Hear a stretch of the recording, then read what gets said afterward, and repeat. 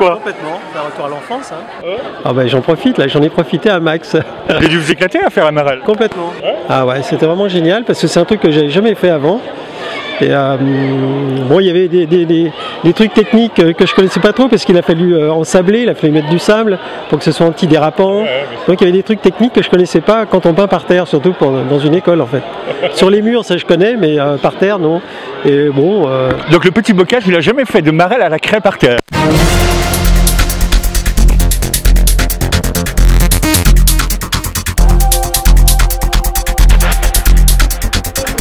Voilà, Montpellier-Noudet ne transige pas non plus à la règle concernant la rentrée scolaire. À l'occasion de cette rentrée, Philippe Sorel, le maire de la ville et président de Montpellier-Méditerranée Métropole, en présence d'Armande Lepellette-Muller, recteur de l'Académie de Montpellier, chancelier des universités, d'Isabelle Marcella, adjointe au maire, déléguée à la réussite éducative et des adjoints concernés, inaugure ce matin la nouvelle école André Malraux qui ouvre ses portes dans le quartier Port-Marianne. Et je me souviens de ma période scolaire et puis des aventures avec les autres enseignants. Vous savez, quand on est fils d'enseignant, on le reste tout le temps. Et quelquefois au conseil municipal, les journalistes pensent que je m'énerve contre les élus. Mais je ne suis pas plus ni moins qu'un instituteur de temps en temps qui explique les règles du jeu.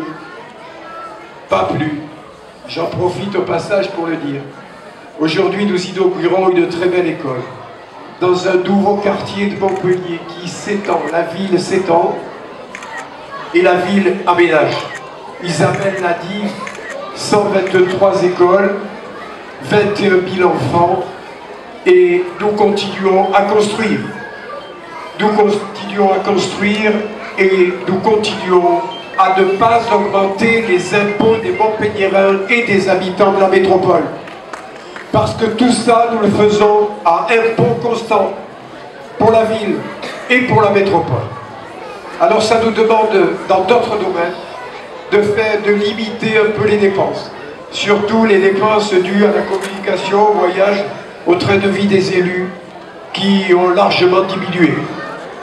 D'ailleurs, j'ai jamais fait un seul voyage depuis que je suis élu maire. Déjà de façon, pour dire quand même que je m'intéresse à l'international, sinon. Vous allez avoir les enfants ici, dans cette école d'enseignement très divers. D'abord, vous allez apprendre à lire, à écrire et à compter, comme disait Claude Allègre, ancien ministre, proche de Max Lévitat, premier adjoint. Parce que c'est l'essentiel. Ici, les enfants vont apprendre à se débrouiller tout seuls dans la vie, à être autonomes, à être des citoyens libres. Et en plus, grâce à Jean-Paul Bocage et à Isabelle Marcella, nous allons leur enseigner les rudiments de l'art contemporain, de l'appréhension du monde par l'art. Et puis l'espagnol de notre pays voisin, qui n'est pas assez enseigné à Montpellier. Il y a des classes de chinois, à l'école Chengdu notamment, qui fonctionnent très bien en relation avec notre ville jumelle. Mais nous n'avions pas encore d'enseignement spécifique sur l'espagnol. Aujourd'hui, c'est chose faite. Et quand on sait que Montpellier est jumelé avec Barcelone, on ne peut que se réjouir de cette initiative. Et je remercie les enseignants, je remercie les parents d'élèves qui nous suivent sur cette proposition. Parce que le grand triangle qui demain fera toute la puissance économique du sud de l'Europe, ce sera le triangle compris entre Toulouse, nouvelle capitale régionale, Montpellier et Barcelone. Et pour cela, il est important que les enfants aient les rudiments de la langue pour pouvoir s'exprimer et comprendre. Vous savez, dans les familles des nouveaux arrivants, ce sont souvent les enfants qui servent d'interprètes quand les parents n'arrivent pas à décrypter notre langue. Et il y a beaucoup de nouveaux arrivants sur notre territoire, surtout à Montpellier. À peine 20% de la population est née à Montpellier. 80% arrivent d'ailleurs. Ce sont les enfants qui servent de relais. Ce sont eux qui vont porter la culture, les filles et les garçons. Et c'est pour ça qu'avec Isabelle, avec tout le conseil municipal, nous sommes extrêmement attentifs. Et avec l'académie, avec vous, Madame le recteur, Madame la rectrice, nous sommes extrêmement attentifs à nos écoles.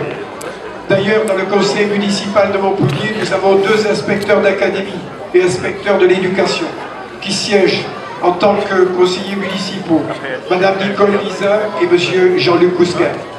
C'est parce que nous avons voulu prioriser l'enseignement et la réussite éducative comme de notre première orientation politique de la ville.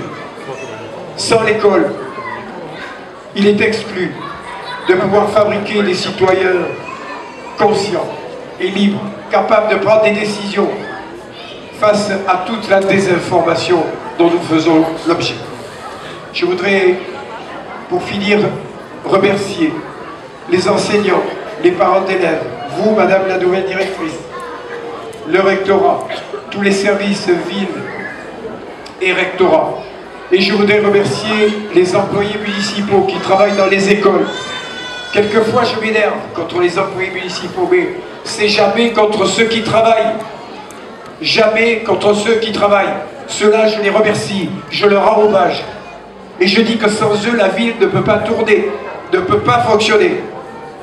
Mais il y a une limite. Quand on essaie de me prendre pour un imbécile, je dis stop.